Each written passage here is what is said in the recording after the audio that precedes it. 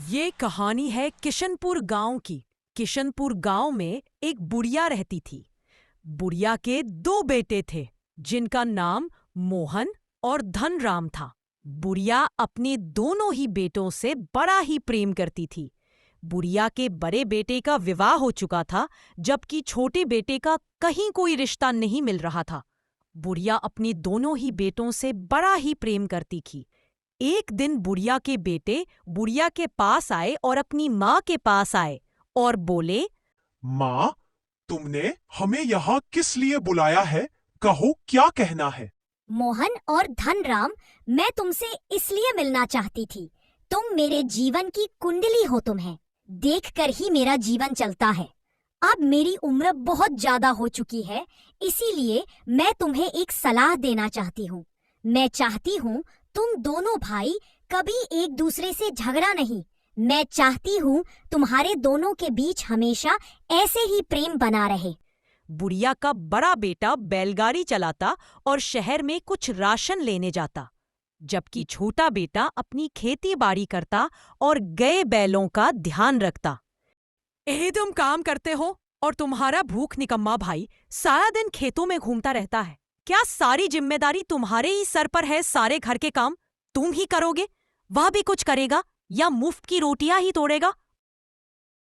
अरे हाँ, भाग्यवान, तुम फिक्र क्यों करती हो? वैसे भी तुम्हें तो पता ही है, उसकी शादी तो होने वाली नहीं है और उसकी जो खेती बड़ी है वह हमारे हिस्से में आ जाएगी। मैं उसकी शादी बिल्कुल नहीं करूंगा। उसने कम मैसेज, वैसे भी कौन शादी करने वाला है? हाँ जी, कहते तो तुम ठीक ही हो। अगर तुम्हारे भाई की शादी हो गई तो हमारे हिस्से में यहाँ थोड़ी सी जमीन आएगी। और तुम्हें तो पता ही है आजकल कितनी महंगाई है। इसमें महंगाई में बच्चों का जीवन पालना कितना मुश्किल हो रहा है। हाँ, भाग्यवान, तुम चिंता मत करो। मैं अपने भाई की शादी नहीं होने दूंगा। अब तुम चिंता मत करो, मैं शहर जाता हूँ और कुछ पैसे लेकर आता हूँ। तुम इतना शाम के लिए कुछ अच्छा खासा बना लेना। इतना बोलकर मोहन वहां से बाजार की तरफ निकल जाता है। मोहन अपनी बैलगाड़ी उठाता है और शहर की बड़ी दुकानों से कुछ बोरियां उठाकर अपनी बैलगाड़ी में रखकर लेकर आ जाता है। मोहन की बुढ़ी माँ बाड़ी ही दर्द से परेशान हो रही थी। वह सोचती है कि क्यों ना अपनी बहू से जाकर कुछ दवाई ही ले लो। यह सोचने के बाद मोहन की मन अपनी बहू के पास आती है और उसे कहती है, अरे लक्ष्मी बेटा, लक्ष्मी, बड़ा ही दर्द हो रहा है। मुझे थोड़ी दवाई दे दे या लगाने को थोड़ा मलहम दे दे।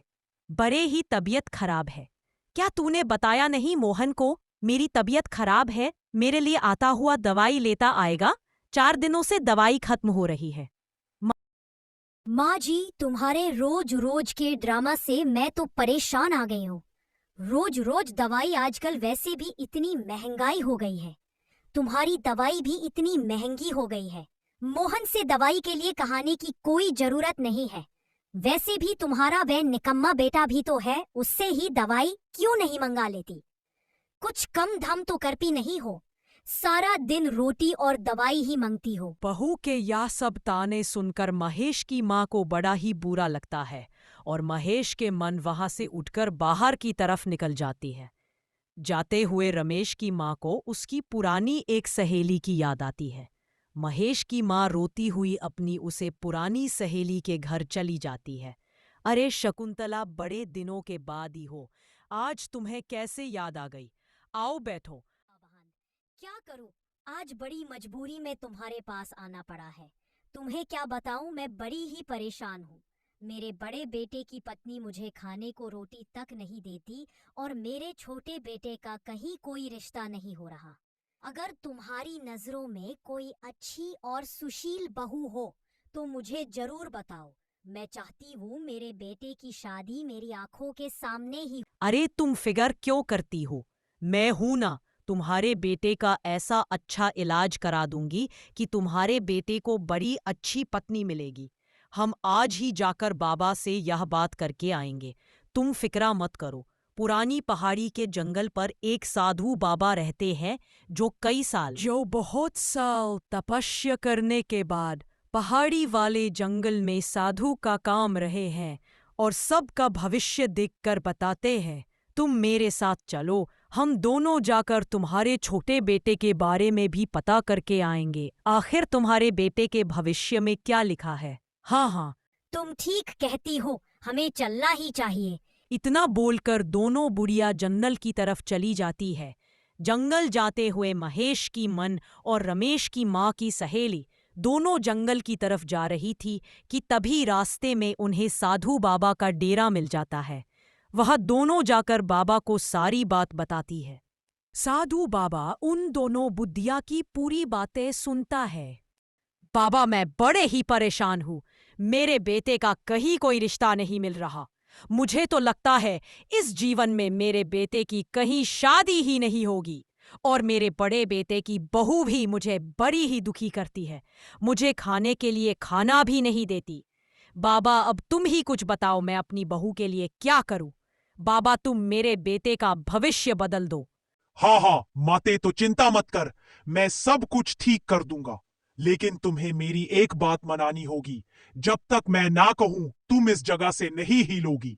मैं कुछ जड़ी बूटी लाकर तुम्हें देता हूं, जिससे तुम्हारे बेटे की शादी बड़ी ही अच्छी जगह होगी। और तुम अपने छोटे बेटे की चिंता मत करो। तुम्हारे छोटे बेटे का भविष्य बहुत बड़ा है। उसे जरूर कोई राजकुमारी मिलेगी। इतना बोलकर साधु बाबा वहां से चले जाते हैं और मोहन की माँ साजी बाबा से जड़ी बूटी लेकर अपने घर वापस आ जाती है। उधर धीमीराम अपनी खेत में खड़ा हुआ अपनी खेती देख रहा था। मोहन पैलेस जाकर अपनी खेती में पानी देता है। उसके बाद मोहन को अपने बैल याद आते हैं। मोहन घर आकर अपनी बैलों को उठाता है, उनके साथ बातें करने लगता है और बातें करते करते अपने बैलों को जंगल की तरफ चलाने के लिए ले जाता है। धनराम अपने पहले को लेकर जा रहा था कि तभी रास्ते में धनराम को एक बहुत ही खूबसूरत कन्या मिलती है। पेड़ के पास खड़ी हुई एक सुंदर कन्या मिलती है और वह धनराम को आवाज लगाती है। धनराम, धनराम, सुनो, मेरी एक बात सुनकर जाना। धनराम, इस जीवन में मेरा कोई नहीं है और मैं तुमसे विवाह करना चाहती हूँ। तुम बड़े ही अच्छे हो, मैंने सबसे तुम्हारी अच्छाई ही सुनी है, इसलिए मैं चाहती हूँ मैं अपना जीवन तुम्हारे साथ ही व्यतीत करूँ। यह सब बातें सुनकर धनराम बड़ा ही हैरान हो जाता है और वह उसे कन्या से पूछता है, तुम कौन हो और ऐसे मुझे क्यों बुला रही हो? तुम मुझसे शादी क्यों करना चाहती हो? धनराम, तुम बड़े ही अच्छे हो, तुम दिल के बिल्कुल साफ हो, इसलिए मेरा मन जाता है मैं तुमसे शादी कर लूं। अच्छा ठीक है, मैं तुमसे शादी करने के लिए तैयार हूँ, लेकिन पहले मैं अपनी माँ से पूछकर बताऊंगा। धनराम, मुझे पता है तुम्हारी माँ मुझसे शादी करने के लिए कभी मना नहीं करेगी। अच्छा ठीक है, अगर ऐसी बात है तो हम दोनों चलकर माँ जी से पूछ लेते हैं। अगर मंजी ने तुमसे शादी करने के लिए हाँ बोल दिया तो मैं तुमसे शादी करने के लिए तैयार हो जाऊंगा।